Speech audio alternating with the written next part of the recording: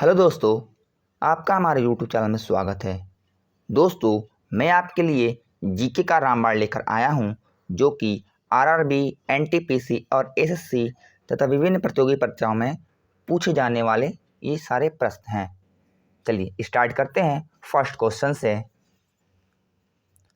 Golgi काय का प्रमुख कार्य है।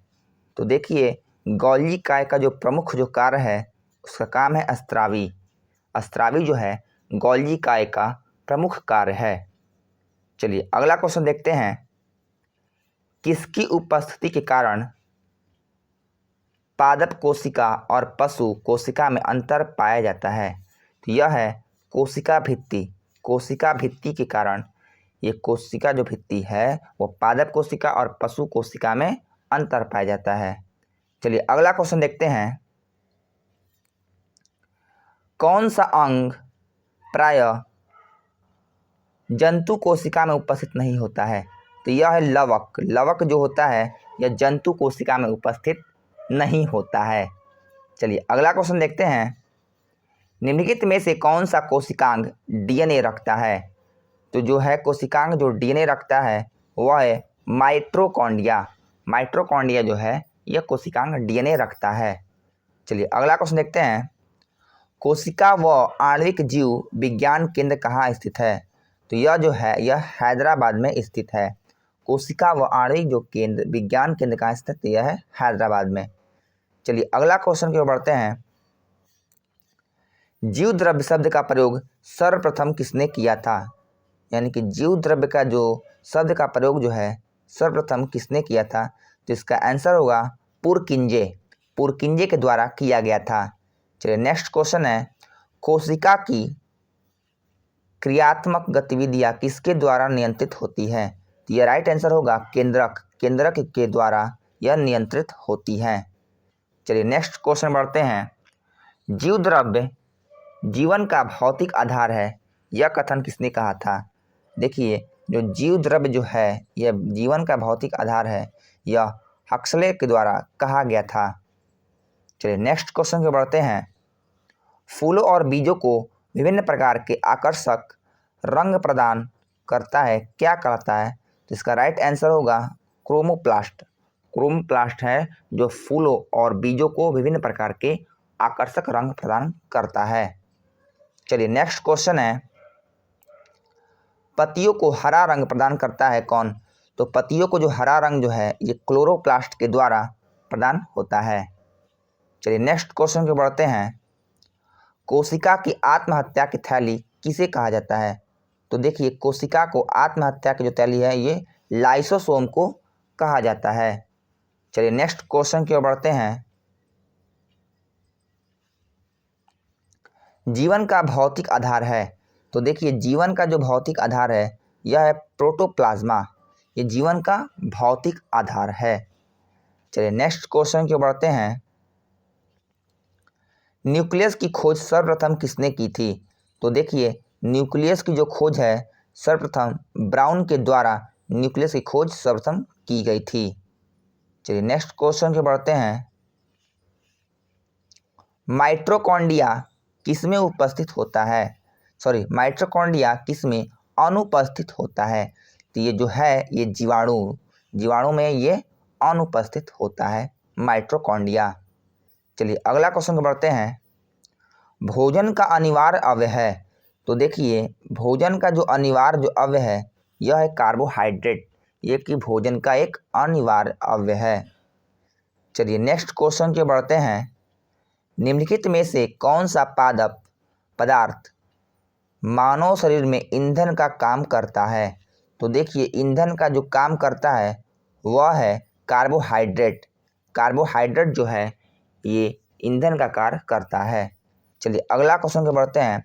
कैप्सूल का जो आवरण होता है वो किससे बना होता है। तो यह जो है स्टार्च से बना होता है। कैप्सूल का आवरण स्टार्च के द्वारा बना होता है। चलिए नेक्स्ट क्वेश्चन देखते हैं। शहद का प्रमुख घटक है। तो शहद का जो प्रमुख घटक जो है यह है फ्रक्टोज। फ्रक्टोज जो है यह शहद का प्रमुख घटक है। चलिए नेक्स्ट क्वेश्चन की बढ़ते हैं। निम्नलिखित में से कौन सी शर्करा तत्काल ऊर्जा प्रदान करती है। तो जो तत्काल ऊर्जा प्रदान करती है वह है ग्लूकोज। ग्लूकोज के द्वारा ये शरीर में तत्काल ऊर्जा ये प्रदान करती है। चलिए अगला क्वेश्चन की बढ़ते हैं। शहद में मुख्यतः होता है, तो देखिए शहद में मुख्यतः क्या होते हैं, कार्बोहाइड्रेट जो होते हैं शहद में मुख्यतः होते हैं। चलिए नेक्स्ट क्वेश्चन की बढ़ते हैं। निम्नलिखित में से सर्वाधिक ऊर्जा प्रदान करता है, तो देखिए ऊर्जा जो प्रदान करता है वह है कार्बोहाइड्रेट। कार्बोहाइड्रेट के द्वारा ही सर्वाधिक ऊर्जा प्रदान होती है। चलिए अगला क्वेश्चन की बढ़ते हैं। मानव शरीर में कार्बोहाइड्रेट पुनः संग्रह होता है, तो देखिए मानव शरीर में जो कार्बोहाइड्रेट जो है ये ग्लाइकोजन से पुनः संग्रह होता है। चलिए नेक्स्ट क्वेश्चन की ओर बढ़ते हैं। एथलीट को निम्न में से किससे जल्दी ऊर्जा मिलती है, तो देखिए एथलीट को जो है कार्बोहाइड्रेट से जल्दी ऊर्जा मिलती है। चलिए अगला क्वेश्चन है। शरीर में ऊतकों का निर्माण किससे होता है, तो शरीर में जो ऊतकों का जो निर्माण है वह प्रोटीन के द्वारा होता है। शरीर में ऊतकों का जो निर्माण है किससे होता है, ये प्रोटीन से होता है। चलिए नेक्स्ट क्वेश्चन बढ़ते हैं। एंजाइम मूल रूप से क्या होते हैं, तो एंजाइम जो है मूल रूप से ये प्रोटीन होते हैं एंजाइम। चलिए नेक्स्ट क्वेश्चन की बढ़ते हैं। सोयाबीन में प्रोटीन का प्रतिशत कितना होता है, तो सोयाबीन में जो प्रोटीन का जो परसेंटेज है वह 42% है सोयाबीन में। चलिए नेक्स्ट क्वेश्चन की बढ़ते हैं। किसमें प्रोटीन नहीं पाया जाता है, तो प्रोटीन ना पाए जाने का यह है चावल। चावल में सबसे ज़्यादा मात्रा में कार्बोहाइड्रेट पाया जाता है। चलो अगला क्वेश्चन पढ़ते हैं। निम्नलिखित में से किसमें प्रोटीन का सबसे अधिक स्रोत पाया जाता है, तो सोयाबीन ही एक ऐसा है जिसमें प्रोटीन की मात्रा सर्वाधिक होती है। चलिए अगला क्वेश्चन की बढ़ते हैं। शाकाहारी अधिकतम प्रोटीन पाते हैं, तो देखिए शाकाहारी जो होते हैं वह दालों से ज़्यादा मात्रा में ये अधिकतम प्रोटीन पाते हैं। चलिए नेक्स्ट क्वेश्चन बढ़ते हैं। मानव शरीर में वसा जमा होती है, देखिए मानव शरीर में जो वसा है वो जमा होती है, इसका राइट आंसर होगा वसा ऊतक में। वसा ऊतक में ये जमा होती है। चलिए अगला क्वेश्चन बढ़ते हैं। विटामिन शब्द किसने प्रतिपादन किया था, तो देखिए विटामिन जो शब्द है ये फन के द्वारा ये प्रतिपादित किया गया था। चलिए नेक्स्ट क्वेश्चन की ओर बढ़ते हैं। निम्नलिखित में से किसमें ऊर्जा प्राप्त नहीं होती है, तो देखिए ऊर्जा प्राप्त ना होने का एक है विटामिन्स। विटामिन्स में ये ऊर्जा प्राप्त नहीं होती है। चलिए अगला क्वेश्चन की ओर बढ़ते हैं। निम्नलिखित में से किसे रक्षात्मक पदार्थ कहा जाता है, तो यह है विटामिन। विटामिन से इसे रक्षात्मक पदार्थ कहा जाता है। चलिए अगला क्वेश्चन को बढ़ते हैं। गाजर किस विटामिन का समृद्ध रूप है, देखिए समृद्ध स्रोत है, तो गाजर में जो है विटामिन ए सर्वाधिक मात्रा में पाया जाता है। चलिए नेक्स्ट क्वेश्चन की ओर बढ़ते हैं। मानव शरीर विटामिन ए संचित करता है, तो मानव शरीर जो है विटामिन ए यकृत से संचित करता है। नेक्स्ट क्वेश्चन की बढ़ते हैं। रतौंधी का मुख्य कारण किस विटामिन की कमी से है, तो रतौंधी का जो मुख्य कारण है ये है विटामिन ए। विटामिन ए का मुख्य कारण है, मतलब विटामिन ए की कमी से ही रतौंधी का रोग होता है। चलिए नेक्स्ट क्वेश्चन बढ़ते हैं। थायमिन क्या है, तो थायमिन जो है ये विटामिन बी1 का रासायनिक नाम ही थायमिन होता है। चलिए नेक्स्ट क्वेश्चन की ओर बढ़ते हैं। विटामिन सी का रासायनिक नाम क्या है, तो विटामिन सी का रासायनिक नाम ये एस्कॉर्बिक अम्ल यानी कि एस्कॉर्बिक एसिड जो है विटामिन सी का रासायनिक नाम है। चलिए नेक्स्ट क्वेश्चन की ओर बढ़ते हैं। किस सब्जी से प्राप्त ना होने वाला विटामिन कौन सा है, तो देखिए ये किसी भी सब्जी से प्राप्त ना होने वाला विटामिन ये विटामिन डी है, जो कि सूर्य के प्रकाश में सर्वाधिक मात्रा में पाया जाता है। सूर्य के प्रकाश से ही हम लोग ज़्यादा मात्रा में विटामिन डी ले सकते हैं। चलिए नेक्स्ट क्वेश्चन देखते हैं। प्रातःकालीन धूप में मानव शरीर में कौन सा विटामिन उत्पन्न होता है, यानी कि मिलता है, तो वह है विटामिन डी। धूप में मानव शरीर में धूप से मानव शरीर में विटामिन डी की प्राप्ति होती है। चलिए अगला क्वेश्चन की बढ़ते हैं। मनुष्य लोहा किससे प्राप्त करता है? तो देखिए मनुष्य जो है लोहा है ये पालक से प्राप्त करता है। ये लोहा मनुष्य में जो लोहा जो प्राप्त होता है वह है पालक। पालक में आयरन की मात्रा सर्वाधिक होती है। चलिए नेक्स्ट क्वेश्चन बढ़ते हैं।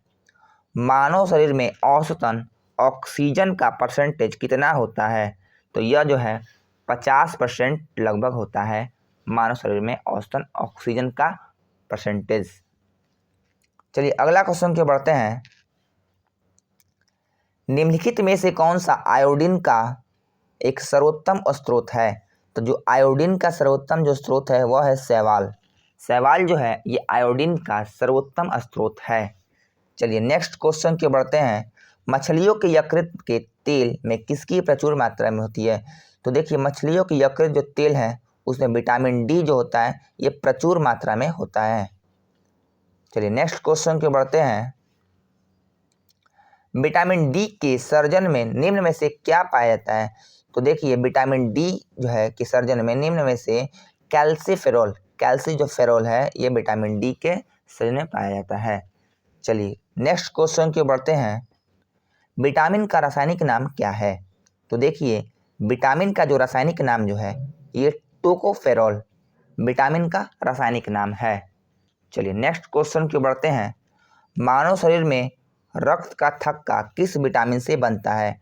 तो ये विटामिन के जो है विटामिन के से ही मानव शरीर में रक्त का थक्का बनता है। चलिए अगला क्वेश्चन के बढ़ते हैं।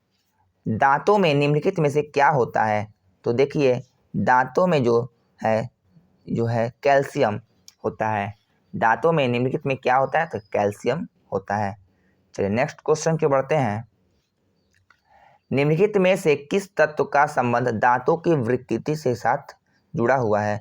तो देखिए यह जो है ये फ्लोरीन जो होता है ये जो है तत्व दांतों की विकृति के साथ संबंध है इसका। चलिए नेक्स्ट क्वेश्चन के बढ़ते हैं कि हृदय की धड़कन को नियंत्रित करने के लिए निम्न में से कौन सा खनिज आवश्यक है? तो जो है पोटेशियम।